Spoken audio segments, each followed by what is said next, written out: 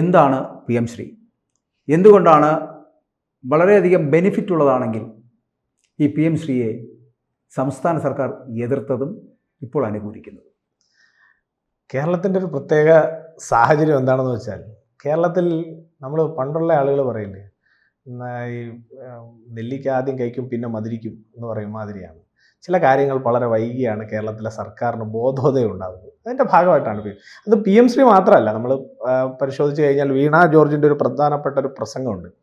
എനിക്ക് തോന്നുന്നു വികസന മുന്നേറ്റ യാത്ര പോലത്തെ എന്തോ ഒരു പരിപാടിയില്ല, അവർ പ്രസംഗിക്കുന്നുണ്ട്. അതായത് ഈ പ്രൈമറി ഹെൽത്ത് സെൻ്ററുകളെ ആയുഷ്മാൻ ആരോഗ്യ മന്ദിറാക്കണം എന്ന് പറഞ്ഞുകൊണ്ട് ഒരു ഗവൺമെൻറ് ഓർഡർ വന്നു. അപ്പോൾ ഇവിടെ നിന്ന് ഒരു കത്തെഴുതിയിട്ട് സാധിക്കില്ല എന്ന് പറഞ്ഞ് ഞങ്ങൾ കത്തെഴുതിയിട്ടെന്നൊക്കെ പറഞ്ഞിട്ട് മാസ് ഒരു വീഡിയോ ഇറക്കിയിരുന്നു LDF. പിന്നീട് അതിൽ കാണുന്നത് കേരളത്തിലെ എല്ലാ പ്രാഥമിക ആരോഗ്യ സെൻ്ററുകളും ആയുഷ്മാൻ ഭാരത് സെൻ്ററുകളായി മാറുന്നതാണ്. അപ്പോൾ ഇത്രയേ ഉള്ളൂ. ഇവരെയൊക്കെ സംഭവം നമ്മൾ മുമ്പ് പറയില്ലേ, കമ്പ്യൂട്ടറിനെ എതിർത്തിരുന്ന ഒരു കാലഘട്ടം ഉണ്ടായിരുന്നു CPM. ഇന്ന് കേരളത്തിലെ ഏറ്റവും വലിയ IT സെല്ലിന് നേതൃത്വം കൊടുക്കുന്ന പാർട്ടി ഏതാണെന്ന് ചോദിച്ചാൽ അത് CPM ആണെന്നാണ് അവർ പറയുന്നത്. പക്ഷേ ഇതൊക്കെയാണ് CPM. ഇന്നിപ്പോൾ അവർ ടെക്നോളജിയെക്കുറിച്ച്, AI ഇന്നോവേഷനെ കുറിച്ചൊക്കെ അവർ സംസാരിക്കുകയാണ്. അത് കേൾക്കുമ്പോൾ നമുക്ക് ഉണ്ടാവുന്ന ഒരു സ്വാഭാവികമായിട്ടൊരു മനുഷ്യനുണ്ടാവണ്ടേ ഒരു ചളുപ്പ്, ഒരു അഭിമാനക്കുറവ്, അതൊന്നും CPM-നില്ല. അതുകൊണ്ട് CPM ഇങ്ങനെ ഒരു നിലപാടെടുത്തതിൽ എനിക്ക് ആശങ്കയോ സങ്കടമോ ഒന്നുമില്ല. കാരണം എനിക്കറിയാമായിരുന്നു അവരെന്തെങ്കിലും ഒരിക്കലും ഇത് അംഗീകരിച്ചേ മുന്നോട്ട് പോകും. പിന്നെ പി എം ശ്രീ എന്താണ് എന്ന് അവർ ചർച്ച ചെയ്തിട്ടില്ല.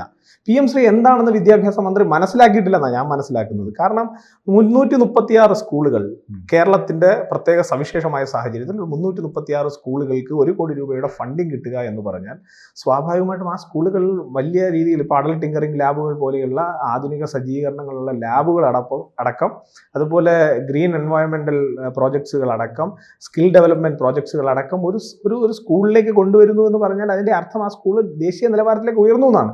നമുക്ക് കേരളത്തിൻ്റെ വിദ്യാഭ്യാസ രംഗത്തെ അല്ലെങ്കിൽ രാജ്യത്തിൻ്റെ വിദ്യാഭ്യാസ രംഗത്തെ ലോകത്തിന് മുന്നിൽ ഷോക്കേസ് ചെയ്യാൻ ഒരു അവസരം കിട്ടുമ്പോൾ സ്വാഭാവികമായ ഒരു സർക്കാർ എടുക്കേണ്ടത് ജനഹിത പ്രകാരമുള്ള ഒരു സർക്കാർ, ജനങ്ങളോട് താല്പര്യമുള്ള ഒരു സർക്കാർ, വിദ്യാർത്ഥികളോട് താല്പര്യമുള്ള ഒരു സർക്കാർ എടുക്കേണ്ട നിലപാട് എന്താ?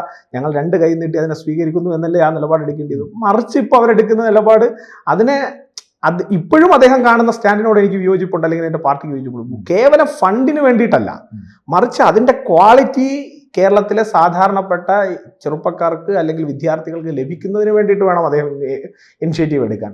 അങ്ങനെ ഇനിഷ്യേറ്റീവ് എടുക്കുന്നില്ല എന്നുള്ളതാണ് ഞങ്ങളുടെ പരാതി. അല്ല, നന്ദുവിന് തോന്നുന്നുണ്ടോ ഇപ്പോൾ തന്നെ ഇവരിപ്പോൾ തിരിഞ്ഞ് ഈ പി എം ശ്രീ പദ്ധതിയിൽ ഒപ്പിടാമെന്ന് പറഞ്ഞുകൊണ്ട് നിൽക്കുന്നത്? എനിക്ക് തോന്നുന്നത് ബംഗാളും തമിഴ്നാടും കഴിഞ്ഞ കേരളമായിരുന്നു ഇങ്ങനെ തിരിഞ്ഞ് എന്ന 3 സംസ്ഥാനങ്ങൾ പറഞ്ഞത്. അതിനകത്ത് ഈ സംസ്ഥാനം മാത്രം ഇപ്പോൾ അതിൽ നിന്ന് വിഭിന്നമായിട്ട് അത് ഒപ്പിടാമെന്നുള്ള സ്ഥലത്തേക്ക് എത്തപ്പെടുന്നു. അവിടെയും ഇവർ മുമ്പോട്ട് വെക്കുന്നതും CPA ആശ്വസിപ്പിക്കുന്നതുമായിട്ടുള്ള ഒരു കാര്യം എന്ന് പറഞ്ഞാൽ, നമുക്ക് ദുരിതാശ്വാസ ഫണ്ട് വേണ്ടേ? അതായത് ഈ ചൂരൽമല, മുണ്ടക്കൈ വിഷയങ്ങളിൽ വയനാട് ദുരന്തവുമായിട്ട് ബന്ധപ്പെട്ട ഒരു നിമിഷം അവർ പറയുന്ന കാര്യമാണ്, അവരുടെ ക്യാപ്സൂളാണ്. അപ്പൊ അത് ഈ പറഞ്ഞിട്ടാണ് CPA ഇതിനകത്തേക്ക് നിർത്തുന്നത് എന്ന് പറഞ്ഞാൽ അതിനർത്ഥം അവർക്ക് മറ്റേ ഫണ്ട് കിട്ടാൻ വേണ്ടിയിട്ട് അവർ എതിർത്തിരുന്ന ആശയത്തിനെ അവർ ഇല്ലാതാക്കുന്നു എന്നല്ലേ? അല്ല, ഇതിനകത്ത് ആശയം ഇല്ലെന്നേ, ആമാശയം മാത്രമേ ഉള്ളൂ. CPM-നെ സംബന്ധിച്ച് ആശയം ഉണ്ടെന്ന് നിങ്ങൾ വിചാരിക്കുന്നുണ്ടോ? ഇല്ല. ആമാശയത്തെ സാറ്റിസ്ഫൈ ചെയ്യാൻ വേണ്ടിയിട്ടുള്ള പ്രവർത്തനമാണ്. നിങ്ങൾ നോക്കൂ, കേരളത്തിനകത്ത് ഇടതുപക്ഷ സർക്കാർ വന്നതിന് ശേഷം വിദ്യാഭ്യാസ രംഗത്തുണ്ടായിട്ടുള്ള മൂല്യച്യുതി, വിദ്യാഭ്യാസ രംഗത്ത് ലക്ഷക്കണക്കിന് വിദ്യാർത്ഥികൾ കേരളത്തിൽ നിന്ന് പുറത്തേക്ക് പോകുന്നു അല്ലേ? അതുപോലെ തന്നെ നമ്മുടെ അഭിമാനകരമായിട്ടുള്ള നമ്മുടെ യൂണിവേഴ്സിറ്റികളിൽ കോഴ്സുകൾക്ക് വേക്കൻസി കിടക്കുന്നു, അല്ലെങ്കിൽ സീറ്റുകൾ ബാലൻസ് കിടക്കുന്നു. ഇതൊന്നും ഒരു കാലഘട്ടത്തിൽ കേരളത്തിൽ ഉണ്ടായിട്ടില്ലാത്തൊരു സാഹചര്യമാണ്. ആ സാഹചര്യത്തിൽ നിന്ന് കേരളം ഇന്ന് പിറകിലോട്ട് വന്നിട്ടുണ്ടെങ്കിൽ ഇത്തരത്തിലുള്ള തസ്കരന്മാരുടെ കൈകളിൽ എന്നാണോ നമ്മൾ ഈ യൂണിവേഴ്സിറ്റികളുടെയും കേരളത്തിലെ വിദ്യാഭ്യാസത്തിൻ്റെയും ഖജനാവിൻ്റെയും ഒക്കെ താക്കോൽ കൊടുത്തത്, അന്നു മുതൽ അവർക്കൊരു നോട്ടേ ഉള്ളൂ. കള്ളന്മാരെ സംബന്ധിച്ച് മറ്റെന്തെങ്കിലും തരത്തിലുള്ള താല്പര്യമുണ്ടോ? അവരെ സംബന്ധിച്ച് സമ്പാദ്യം എന്നുള്ള താല്പര്യം മാത്രമേ ഉള്ളൂ. അതിപ്പോ ദേവന്റെ സ്വത്തിലായാലും അവരുടെ താല്പര്യം ദേവന്റെ സ്വർണത്തിലും പണത്തിലുമാണ്. അത് എഡ്യൂക്കേഷൻ ഫോർമാറ്റിൽ വന്നു കഴിഞ്ഞാൽ അവിടെയും അവരുടെ താല്പര്യം ഈ പറയുന്ന ഫണ്ടുകളോടാണ്. അത് നിങ്ങൾ ആരോഗ്യരംഗത്ത് വന്നാലും അവരുടെ താല്പര്യം ഈ കിട്ടുന്ന ഫണ്ടുകളെ കുറിച്ചാണ്.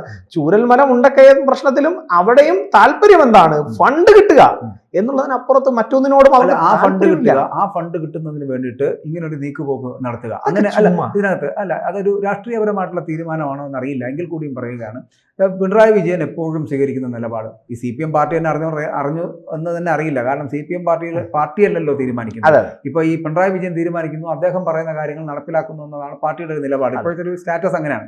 ഈ പറഞ്ഞ പോലെ കേഡർ പാർട്ടിയൊക്കെ തന്നെയാണ്, പക്ഷേ ഇപ്പോൾ ഒരാളുടെ കയ്യിലാണെന്ന് മാത്രം. അപ്പൊ ആ ഒരു നിലനിൽപ്പുള്ളതുകൊണ്ടാണ് ഞാൻ ചോദിക്കുന്നത്, സ്വന്തം മകളുടെയും മകൻ മകൻ്റെയോ ഒക്കെ ചില വിഷയങ്ങൾ വരുമ്പോൾ അതിൽ നിന്ന് രക്ഷ നേടുവാൻ വേണ്ടിയുള്ള ശ്രമം വല്ലാതെ നടത്തുന്നുണ്ട്. അത് BJP-യും പലപ്പോഴും പലതരത്തിലും അവമതിപ്പിന് ഉളവാക്കുന്ന കാര്യങ്ങളും അതിനകത്തുണ്ടാകുന്നുണ്ട്. ഒപ്പം തന്നെ ഒരേ ദിവസം തന്നെ എല്ലാ മന്ത്രിമാരെയും കാണാൻ കിട്ടുന്ന ഒരു അവസരം വേറൊരാൾക്കും കിട്ടാറില്ല. നിർമ്മലാ സീതാരാമനെ കാണുന്നു, അമിത്ഷാജിയെ കാണുന്നു, JP നദ്ദയെ കാണുന്നു, ഒപ്പം തന്നെ അവിടെ നിന്ന് പ്രധാനമന്ത്രി അടക്കം കാണുന്ന ഒരു സാഹചര്യം ഉണ്ടാകുന്നു. ഇതിനകത്തൊക്കെയാണ് അതിനുശേഷമാണ് PM ശ്രീയിലേക്ക് എത്തപ്പെടുന്നത്. ഇത് പൊതുസമൂഹത്തിന് നൽകുന്ന വല്ലാത്തൊരു സന്ദേശമുണ്ട്. ഇത് CPM-ഉം BJP-യും തമ്മിൽ അങ്ങനെ ഒരു അന്തർധാര സജീവമാണെന്ന് അതൊരു ക്ലീശേ വാചകമാണെങ്കിൽ കൂടിയും പറയാതിരിക്കാൻ കഴിയാത്തതുകൊണ്ടാണ്. അങ്ങനെ ഏതെങ്കിലും ഒരു ഒത്തുതീർപ്പിന്റെ ഫോർമുലയിലാണോ ഈ പോകുന്നത് എന്നുള്ള സംശയം. ഞാൻ ചോദിക്കുന്നത്, ഒരു സംസ്ഥാനത്തിന്റെ മുഖ്യമന്ത്രി വരുമ്പോൾ മന്ത്രിമാരും കാണരുത്, കാണരുത് ഞാൻ പറയുന്നില്ല. ഇതിനകത്തുള്ള പ്രശ്നം, അദ്ദേഹം പോയ സമയം അദ്ദേഹം നേരത്തെ അപ്പോയിന്റ്മെന്റ് എടുത്തിട്ട് ഇപ്പം നമ്മളെ സംബന്ധിച്ച് കേരളത്തിന്റെ ഒരു സവിശേഷമായ സാഹചര്യം എന്താ വെച്ചാൽ, കേരളത്തിന് ഇപ്പോൾ ഇവിടുന്ന് ഒരു ക്യാബിനറ്റ് റാങ്കുള്ള ഒരാളെ അവിടെ കൊണ്ടുവന്ന് ഇരുത്തിയിരിക്കുന്നത് തന്നെ ഇദ്ദേഹം വരുമ്പോൾ അപ്പോയിന്റ്മെന്റ്സ് എടുത്തു കൊടുക്കാനാണ്. ആണല്ലോ, പഴയ കേന്ദ്രമന്ത്രിയായിട്ടുള്ള KV തോമസ് സാറിനെ അവിടെ കൊണ്ടുവന്ന് ഇരുത്തിയിരിക്കുന്നത് തന്നെ ഇദ്ദേഹം വരുമ്പോൾ അപ്പോയിന്റ്മെന്റ്സ് എടുക്കാനും. അപ്പോൾ സ്വാഭാവികമായിട്ടും അവർ നേരത്തെ തന്നെ അപ്പോയിന്റ്മെന്റുകൾ എടുത്ത് ഈ മന്ത്രിമാരെല്ലാം ഉള്ള ഒരു ടൈം നോക്കിയിട്ടാണ് അദ്ദേഹം അവിടെ വരുന്നത്. അദ്ദേഹം അവിടെ വരുമ്പോൾ കാണുക എന്നുള്ളത് ഒരു ഫെഡറൽ സംവിധാനത്തിൽ ഒരു രാഷ്ട്രത്തിന്റെ സർക്കാരിനെ സംബന്ധിച്ചിടത്തോളം അത് കാണുക എന്നുള്ളത് ഒരു മാന്യതയാണ്. നമ്മൾ കൃത്യമായി കണ്ടിട്ടുണ്ട്. നമ്മൾ അതിനകത്തുള്ള താല്പര്യം, അദ്ദേഹത്തിന്റെ താല്പര്യം പറയുമ്പോൾ നമ്മൾ രാഷ്ട്രത്തിന്റെ താല്പര്യം തിരിച്ചു പറഞ്ഞിട്ടുണ്ട്. രാഷ്ട്രത്തിന്റെ താല്പര്യമല്ലേ നമുക്ക് മുന്നോട്ട് വയ്ക്കാൻ. സോ അവിടെ ആ താല്പര്യം മുന്നോട്ട് പറഞ്ഞിട്ടുണ്ട്. ആ താല്പര്യത്തിനനുസരിച്ച് സർക്കാരുകൾ മുന്നോട്ട് പോവുക എന്നുള്ളതാണ് സർക്കാരുകൾക്ക് സാധ്യമാകുന്ന കാര്യം. ഇതിനകത്ത് ഏതെങ്കിലും തരത്തിലുള്ള അലയൻസിന്, അങ്ങനെയാണെങ്കിൽ ഞങ്ങൾ പറയേണ്ടത് 2022 ഈ PM ശ്രീ എന്ന് പറയുന്ന പദ്ധതി രൂപീകരിച്ചപ്പോൾ തന്നെ അംഗീകരിച്ച സർക്കാരുകളുണ്ട്, കോൺഗ്രസിന്റെ ഉണ്ട്. അപ്പൊ ആ സർക്കാരുകൾക്ക് അങ്ങനെയാണെങ്കിൽ നിങ്ങൾ നാളെ തൊട്ട് പറയണ്ടേ കോൺഗ്രസ് നമ്മളും തമ്മിൽ രഹസ്യ അലയൻസ് അല്ല. ഇതിനകത്തൊരു അലയൻസ് അല്ല. കർക്കശമായി ഞങ്ങളെ സംബന്ധിച്ചിടത്തോളം, അല്ലെങ്കിൽ ദേശീയ സർക്കാരിനെ സംബന്ധിച്ചിടത്തോളം, അല്ലെങ്കിൽ കേന്ദ്ര സർക്കാരിനെ സംബന്ധിച്ചിടത്തോളം ഞങ്ങളുടെ ഒരു പോളിസി, ആ പോളിസി ഞങ്ങൾക്കുണ്ട്. ആ പോളിസി ഇന്ന വിഷയങ്ങളിലാണ് ആ പോളിസി ഞങ്ങൾ നടപ്പിലാക്കാൻ തീരുമാനിച്ചത്. ആ പോളിസി ചേർന്ന് നിന്നുകൊണ്ട് പോകാൻ വേണ്ടിയിട്ട് ഞങ്ങൾ പറയും, സ്വാഭാവികമല്ലേ. അത് പറയുന്നു എന്നുള്ളതിനപ്പുറത്ത് ഇതിനകത്ത് യാതൊരു തരത്തിൽ, അതിനിപ്പം പിണറായി വിജയൻ ഏതെങ്കിലും തരത്തിൽ കരുതുന്നുണ്ട് എനിക്ക് ഇങ്ങനെ പോയി എല്ലാവരും ചിരിച്ച് കണ്ടപ്പോഴത്തേക്കും എൻ്റെ മകളുടെയും മകന്റെ കേസുകൾ ധാരണപ്പെടും എന്ന് അദ്ദേഹം ചിന്തിക്കുന്നുണ്ടെങ്കിൽ അദ്ദേഹം വിട്ടികളുടെ സ്വർഗ്ഗത്തിൽ. കാരണം അതൊരു തിരുത്തലിന് വേണ്ടിയിട്ടാണ്. അല്ലെങ്കിൽ ഈ ചിലപ്പോൾ ഇതൊക്കെ സ്വാഭാവികമായിട്ടും ചിന്തിക്കുന്ന ആൾക്കാരുണ്ട്, ഇത്തരത്തിലൊരു അലൈൻമെന്റ് അല്ലെ ഒരു അലയൻസ് നടക്കുന്നുണ്ടോ എന്നുള്ളതിനെ കുറിച്ചുള്ള ഒരു തെറ്റിദ്ധാരണ ഉണ്ടാകും. അതിനകത്ത് അത് പറയേണ്ടത് ഞാൻ പറഞ്ഞത്, ഇപ്പോൾ താങ്കൾ പറഞ്ഞ പോലെ പലതരത്തിലുള്ള കോൺഗ്രസ് മന്ത്രിമാരും അല്ലെങ്കിൽ കോൺഗ്രസ് മന്ത്രിസഭകളും ഇത് അംഗീകരിച്ചിട്ടുണ്ട്. ചിലപ്പോൾ പൂർണ്ണമായിട്ടും ഇതിൻ്റെ ലക്ഷ്യങ്ങൾ തന്നെ എനിക്കറിയാവുന്ന ലക്ഷ്യങ്ങൾ എത്രയാണ്: വിദ്യാർത്ഥികളെ തൊഴിൽ ചെയ്യാൻ പ്രാപ്തരാക്കുന്ന തരത്തിലേക്ക് ഒരു സംവിധാനം, മറ്റൊന്ന് പ്രാദേശിക ഇന്റേൺഷിപ്പിന് അവസരമൊരുക്കുന്ന തരത്തിലുള്ള ഒരു സംവിധാനം, മറ്റൊന്ന് അന്താരാഷ്ട്ര നിലവാരത്തിലുള്ള പഠനം ഉറപ്പാക്കുന്ന ഒരു രീതി, മറ്റൊന്ന് കുട്ടികളിൽ പരിസ്ഥിതി അവബോധം വളർത്തുന്നു, മാത്രമല്ല മികച്ച കളിസ്ഥലങ്ങൾ ഒരുക്കി അവർക്ക് കളിക്കുവാനുള്ള ഇടങ്ങൾ നൽകുന്നു. ഇങ്ങനെയാണ് ഈ PM ശ്രീ പദ്ധതി കൊണ്ട് ലക്ഷ്യമിടുന്നതെന്നാണ് നമുക്കറിയാൻ കഴിയുന്നത്. അപ്പോൾ ഈ പദ്ധതി അറിവില്ലായ്മ കൊണ്ടാണോ എന്നുള്ളതാണ് എൻ്റെ ചോദ്യം. നേരത്തെ താങ്കൾ പറഞ്ഞ കോൺഗ്രസ്സുകാർ അത് അംഗീകരിച്ചെങ്കിൽ അവർക്കത് മനസ്സിലായി കാണണം. ഇത് PM ശ്രീ എന്ന് പറയപ്പെടുന്ന പദ്ധതിയായിട്ട് ബന്ധപ്പെട്ട് വരുമ്പോൾ LDF-നും ഈ പറയുന്ന CPM-നും ഇതൊന്നും അറിയുന്നില്ല. ഇത് അറിവില്ലായ്മയല്ല. നമ്മളിതൊരു കാര്യം മനസ്സിലാക്കേണ്ടത്, ഇത് അറിവില്ലായ്മയല്ല. ഇവിടെ കേന്ദ്ര ഗവൺമെന്റ് പദ്ധതികൾ ഇവിടെ നടപ്പിലാക്കാൻ ഞങ്ങൾക്ക് താല്പര്യമില്ല. അത് കേരളത്തിലെ സാധാരണക്കാർക്ക് ഗുണപ്പെടുമോ ഇല്ലയോ എന്നുള്ളതല്ല, അത് നടപ്പിലാക്കണ്ട എന്നുള്ളത് അവരുടെ അജണ്ടയാണ്. നിങ്ങൾ നോക്കൂ, എത്ര കുറുക്കന്റെ കൗശലത്തോടു കൂടിയാണ് കോൺഗ്രസ് ഈ വിഷയത്തിൽ കോൺഗ്രസിന്റെ സമീപനം വന്നിരിക്കുന്നത്. കോൺഗ്രസിന്റെ നേതാക്കന്മാർ ഇവിടെ ഇരുന്നു കൊണ്ട് PM ശ്രീയെ എതിർക്കുമ്പോൾ ഇതേ കോൺഗ്രസിന്റെ കൈപ്പത്തി ചിഹ്നത്തിൽ ജയിച്ചു വന്ന ഒരു മുഖ്യമന്ത്രി അങ്ങ് ഹിമാചൽ പ്രദേശിലും കർണാടകയിലും അതുപോലെ തന്നെ തെലങ്കാനയിലും ഒക്കെ ഇരിക്കുന്ന മുഖ്യമന്ത്രിമാർ ഈ പറയുന്ന PM ശ്രീയുടെ ആനുകൂല്യങ്ങൾ അവരുടെ സ്വന്തം ജനതയ്ക്ക് എത്തിച്ചു കൊടുക്കുന്നുണ്ട്. അങ്ങനെ എത്തിച്ചു കൊടുക്കുന്ന ഒരു സാഹചര്യം ഇന്ത്യയിൽ തന്നെ നിലവിൽ നിൽക്കുമ്പോൾ അവരുടെ ഇന്ത്യ സഖ്യത്തിലുള്ള പല മുന്നണികളിലുള്ള പല പാർട്ടികളും ഇത്തരത്തിൽ ഈ പദ്ധതിയെ അവരുടെ സംസ്ഥാനങ്ങളിൽ എത്തിക്കുന്നുണ്ട്. അങ്ങനെ എത്തിക്കുന്ന സാഹചര്യം നിലനിൽക്കുമ്പോൾ കേരളത്തിനകത്ത് പ്രതിപക്ഷം എന്നുള്ള നിലയിൽ ഇരിക്കുന്ന കോൺഗ്രസിന്റെ ഉത്തരവാദിത്വം എന്താണ്? അത്തരത്തിൽ നല്ലൊരു പദ്ധതി കേരളത്തിൽ നടപ്പിലാക്കാതെ ഇവിടുത്തെ സർക്കാർ അതിനെ ഫ്രീസറിൽ വെക്കുമ്പോൾ അതിനെതിരായിട്ടുള്ള ജനകീയ പ്രക്ഷോഭത്തിന്റെ മുന്നണിയിൽ നിൽക്കേണ്ടതാരാണ്? കേരളത്തിലെ ജനങ്ങൾ പ്രതിപക്ഷം എന്ന് അംഗീകരിക്കുന്ന ഈ പറയുന്ന കോൺഗ്രസിലെ, മറിച്ച് കോൺഗ്രസ് എന്താ ചെയ്യുന്നത്? കോൺഗ്രസ് ഇതിനെ എതിർക്കുകയാണ്. എന്തിനാണ് എതിർക്കുന്നത്? കേവലം രാഷ്ട്രീയമാണ്. എങ്കിലും ഇത്തരത്തിലുള്ള ഒരു സമീപനം ഇവിടെ ഇപ്പോൾ കേരളത്തിൽ സ്വീകരിക്കുന്ന പോലത്തെ ഒരു സമീപനം സ്വീകരിക്കുന്നില്ല. നമുക്കറിയാവുന്നത് വിദ്യാഭ്യാസ മേഖലയിൽ ഏത് തരത്തിലുള്ള പരിഷ്കാരങ്ങൾ വന്നിരുന്നാലും 1982-87 കാലത്തിൽ K. കരുണാകരൻ ഭരിക്കുന്ന സമയത്താണ് പ്രീ ഡിഗ്രി ബോർഡ് അടക്കമുള്ള മാറ്റി +2 സംവിധാനത്തിലേക്ക് വരണമെന്നുള്ള കാഴ്ചപ്പാടിലേക്ക് വന്നത്. പക്ഷെ അതിനെപ്പോലും അന്ന് അവർ എതിർത്തിരുന്നു എന്നുള്ളതാണ്.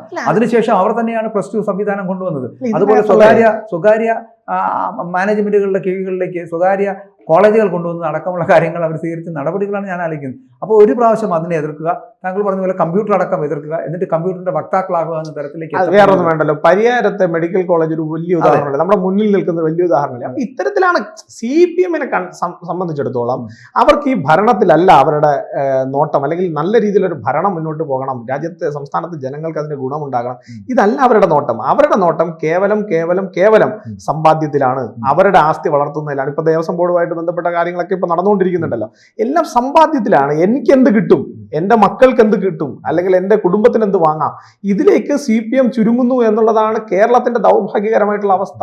അതിന് കോൺഗ്രസ് വലിയ രീതിയിലുള്ള സപ്പോർട്ട് ചെയ്തു. അതുകൊണ്ടാണ് കോൺഗ്രസിന് വീണ്ടും ഒരു തുടർഭരണത്തിന്റെ സാഹചര്യം ഉണ്ട് എന്ന് കോൺഗ്രസ് നേതാക്കന്മാർ പരസ്യമായിട്ടല്ലാതെ രഹസ്യമായി പറയുന്നത്. അവർക്ക് വീണ്ടും പിണറായി വിജയൻ വരണം എന്നാണ് ആഗ്രഹം. കാരണം എന്തിനാണ്? അവർക്ക് അങ്ങനെ വന്നാൽ മാത്രമേ അവർക്ക് കൈയിട്ട് വാരി അവരുടെ കാര്യങ്ങൾ നടക്കുള്ളൂ.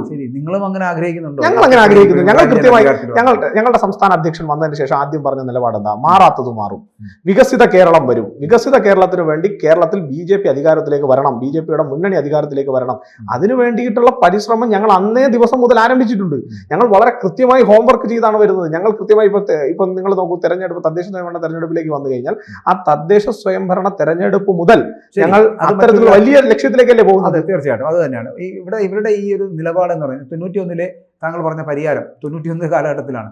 ആ പരിഹാരത്തിന് അന്ന് അവർ എതിർക്കുന്നു. 96 നയനാർ ഗവൺമെന്റ് വരുമ്പോൾ പിൻവാതിലൂടെ നിയമനം നടത്തിയ സർക്കാർ ഈ മെഡിക്കൽ കോളേജ്, പരിഹാരം മെഡിക്കൽ കോളേജിലടക്കം അത്തരത്തിലുള്ള സമീപനം സ്വീകരിക്കും. ഞാൻ പറഞ്ഞു വരുന്നത്, എല്ലാ കാലത്തും ഇത്തരത്തിലുള്ള ഒരു മാറി ചിന്തകൾ ഉണ്ടാകാറുണ്ട് പലപ്പോഴും CPM-ന്റെ ഭാഗത്ത് നിന്ന്.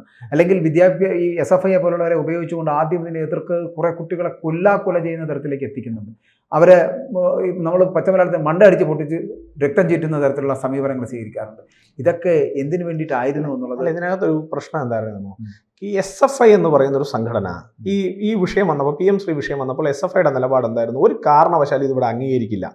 അതായിരുന്നു SFI സത്യത്തിൽ നമ്മൾ പറയില്ലേ പേപ്പർ സംഘടന എന്നൊക്കെ ചില സംഘടനകളെ നമ്മൾ കളിയാക്കി പറയും. പക്ഷെ പേപ്പറിൽ പോലും ഇല്ലാത്തൊരു സംഘടനയായി കേരളത്തിൽ SFI എന്ന് പറയുന്ന വിദ്യാർത്ഥി സംഘടന അധപ്പതിച്ചു. അവർ ചില ക്യാമ്പസുകൾ ജയിക്കുന്നുണ്ട്. എങ്ങനെയാണ്? കൂലിപ്പട്ടാളങ്ങളെ ഉപയോഗിച്ചുകൊണ്ട്, ഗുണ്ടകളെ ഉപയോഗിച്ചുകൊണ്ട്, എതിർ സ്ഥാനാർത്ഥികളെയും എതിർ സ്വരമുയർത്തുന്നവരെയും തല്ലിക്കൊണ്ട്. ഇപ്പൊ ASF-ന്റെ നേതാവിന് വയറ്റിൽ ഗർഭമുണ്ടാക്കി കൊടുക്കും എന്ന് പറഞ്ഞ സംസ്ഥാന സെക്രട്ടറിയെ വച്ച പ്രസ്ഥാനമാണ്.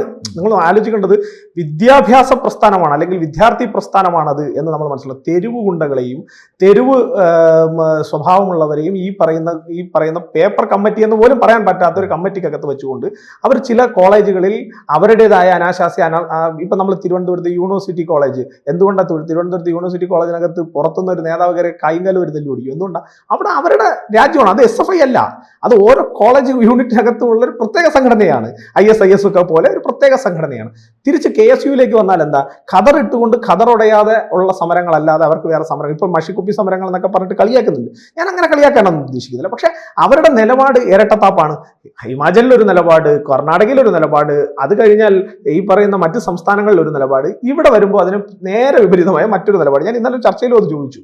അപ്പൊ ഇവിടെ ഒരൊറ്റ വിദ്യാർത്ഥി പ്രസ്ഥാനം അവർ നട്ടല് നിവർത്തി നിന്ന് ചോദിക്കുകയാണ്, PM ശ്രീ ഇവിടുത്തെ സാധാരണക്കാരന്റെ കുട്ടികളുടെ അവകാശമാണ്, അത് നിങ്ങൾ കൊടുക്കണം. അത് കൊടുക്കണം എന്ന് പറഞ്ഞപ്പോൾ ഇവരെങ്ങനെയാണ് നേരിട്ടത്? തെരുവിൽ ഈ SFI-ക്കാരെ കൊണ്ടുവന്ന് വിദ്യാഭ്യാസ മന്ത്രിക്ക് കരിങ്കൊടി കാണിച്ചപ്പോൾ തെരുവിൽ ഈ പറയുന്ന SFI-യുടെ ഗുണ്ടകളെ കൊണ്ടുവന്ന് നിർത്തി ABP-യുടെ സംസ്ഥാന സെക്രട്ടറി ആയിട്ടുള്ള ആളുകളെ വരെ തല്ലിച്ചതച്ചുകൊണ്ടാണ് ഇവർ അതിനെ നേരിട്ടത്.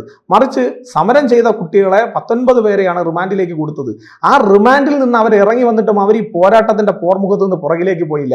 അവർ അഖില ഭാരതീയ വിദ്യാർത്ഥി പരിഷത്ത് എന്ന് പറയുന്ന വിദ്യാർത്ഥി സംഘടനയുടെ നിലപാട് ഉയർത്തിപ്പിടിച്ചുകൊണ്ട്, അവർ ABVP എന്ന് പറയുന്ന ആ പ്രസ്ഥാനത്തെ നെഞ്ചോട് ചേർത്ത് നിർത്തിക്കൊണ്ട് അവർ ഈ സാധാരണക്കാരനായിട്ടുള്ള വിദ്യാർത്ഥികളുടെ അവകാശത്തിന് വേണ്ടി അവരുടെ അക്ഷീണമായ പോരാട്ടം, അവരുടെ കഠിനാധ്വാനം എന്നല്ല അത്യധ്വാനം, ആ അധ്യാധ്വാനമല്ലേ നമ്മൾ ഇപ്പോൾ കാണുമ്പോൾ ഈ പറയുന്ന ശിവൻകുട്ടി സഖാവിനെ ഇപ്പോൾ മുട്ടുമടക്കേണ്ടി വന്നത്. ശിവൻകുട്ടി സഖാവിന്റെ പാർട്ടി പറഞ്ഞ നിലപാടിനെ ശിവൻകുട്ടി സഖാവിനെ തന്നെ തിരുത്തി പറയേണ്ടി വന്നു. ശിവൻകുട്ടി സഖാവിന്റെ വിദ്യാർത്ഥി സംഘടന പറഞ്ഞ നിലപാടിനെ ഒരു കാരണവശാലും അദ്ദേഹം പറഞ്ഞ എനിക്ക് ഇപ്പോഴും ഓർമ്മയുണ്ട്. സഞ്ജീവ് എന്ന് പറയുന്ന SFI-യുടെ, സഞ്ജീവ് എന്നാണ് അദ്ദേഹത്തിന്റെ പേര്, സംസ്ഥാന സെക്രട്ടറി.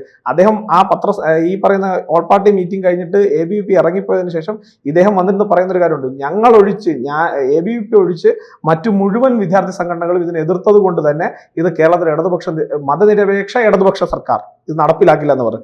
ഇപ്പൊ അദ്ദേഹത്തിന് അത് പറയാനുള്ള തന്റെ ഇടമുണ്ടോ? അതിൽ അഭിമാനത്തോടു കൂടി പറയാൻ പറ്റുന്ന ഏക പ്രസ്ഥാനം ഏതാ? ABVP ആണ്. PM ശ്രീ നടപ്പിലാക്കാൻ തയ്യാറായി. തീർച്ചയായിട്ടും.